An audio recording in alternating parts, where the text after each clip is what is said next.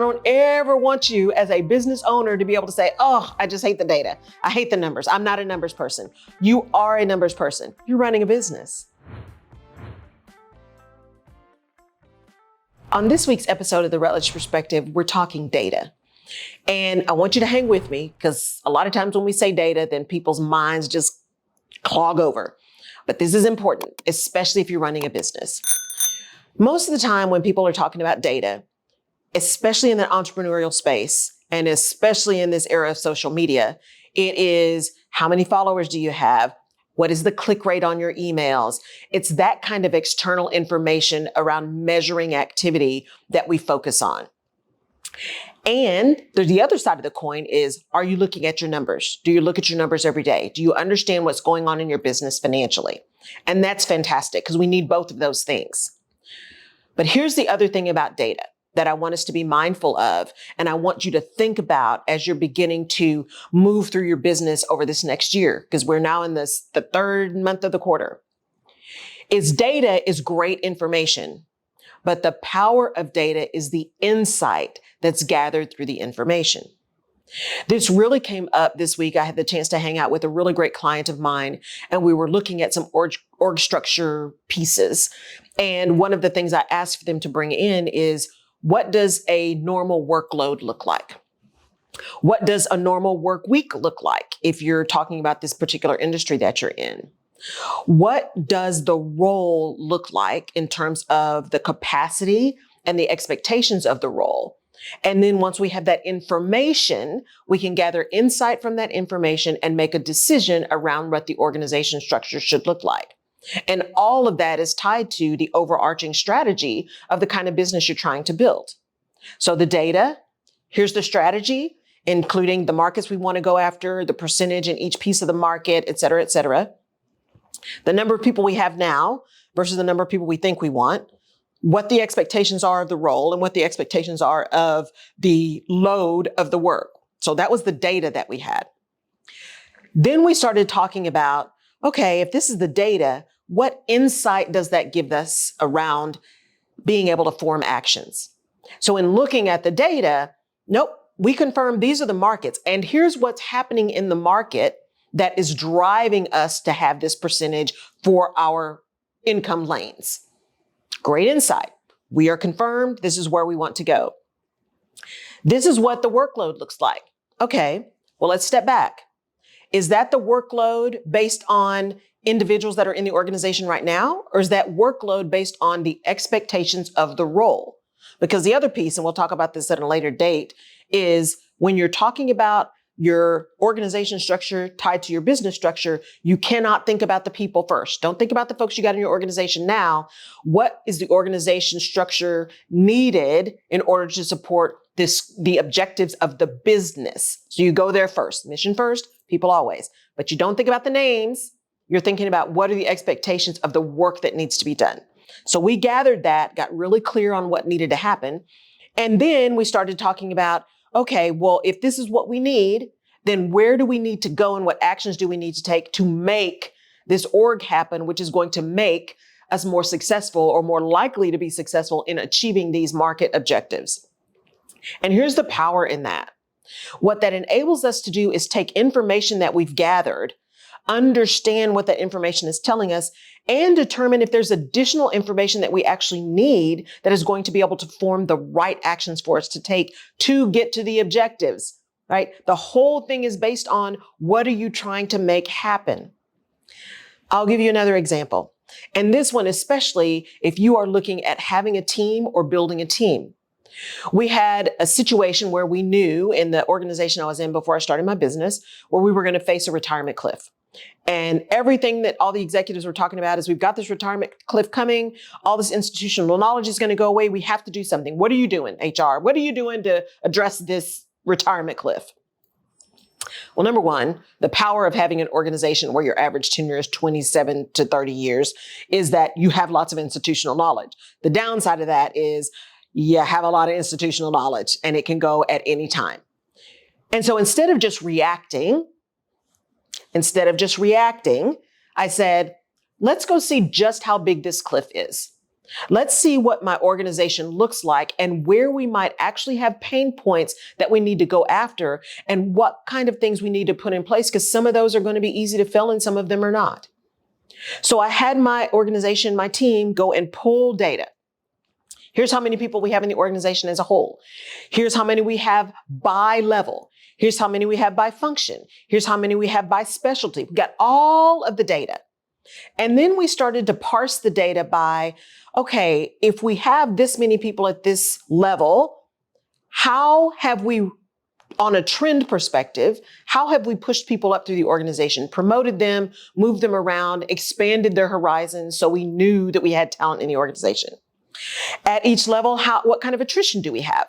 So I'm butting up the promotion against the attrition, right? I'm gathering insight from the information. And then I looked at, okay, here are all the people that have a higher likelihood of retiring in the next 18 to 24 months.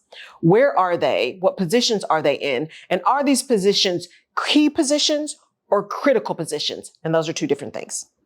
So once I got all of this information gathered, then I was able to go back to the executives and say, okay, here's where we are. One, yes, we might in fact have a retirement cliff. And in order for us to manage that, we're going to put this thing in place that is going to enable us to get some early warning signals, right? And we were able to do that and it went really well.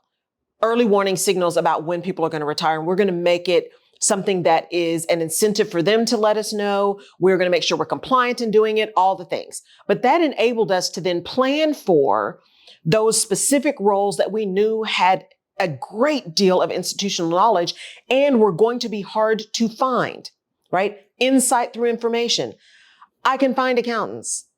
I can find marketing people. I can even find salespeople, right? There are certain things that you can find. IT people.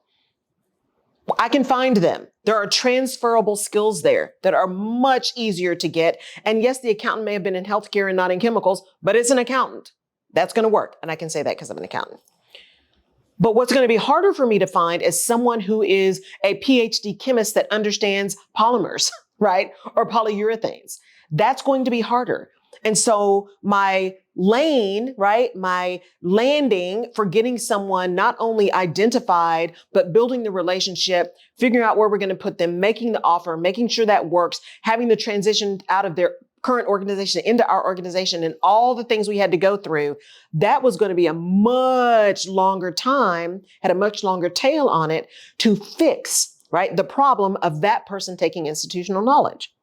So instead of taking simple data that said, we got all of these people that are about to leave, we just need to start hiring, we got insight from the information that said, yes, we have this cliff that's coming.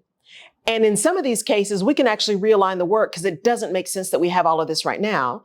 But in other situations, we're like, oh, we need to start today. Because whenever that person leaves, it's going to take a really long time to get somebody in because there's such special knowledge there. So I took the data, gathered insight that informed the action.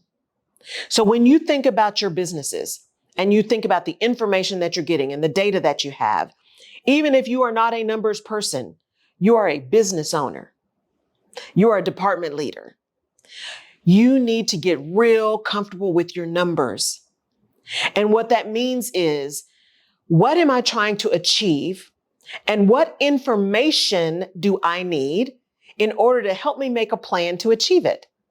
And once I understand what information I need, then I can go gather the data that's going to give me the information.